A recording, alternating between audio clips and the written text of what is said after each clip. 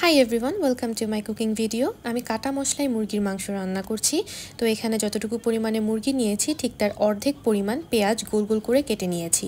সাথে দিয়েছি তেজপাতা, শুকনা মরিচ ফালি করে বিচিগুলো ফেলে দেওয়া, আদা রসুন হচ্ছে মিহি কুচি মানে মিন্সড করে নেওয়া, আস্ত জিরা ইউজ করেছি, লবণ হলুদ আর সরিষার তেল দিয়ে মেখে নিচ্ছি। এখানে কোনো ধুনে গুঁড়ো বা ধুনে বাটা ইউজ করা হচ্ছে না।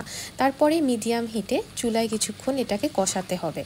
এখন আমি এখানে ইউজ করছি মালয়েশিয়ান আয়াম কাম্পুং। মালয় ভাষায় আয়াম মানে হচ্ছে মুরগি, কাম্পুং মানে হচ্ছে ভিলেজ বা গ্রাম।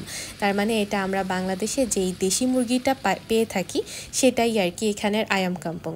তো একটু ঝোল দিলাম, এখানে প্রায় 1 কাপ মতো আর কি পানি দিলাম। তারপর ঝোলটা টানাবো, মাংসটাও সুন্দর সিদ্ধ হয়ে যাবে ততক্ষণে।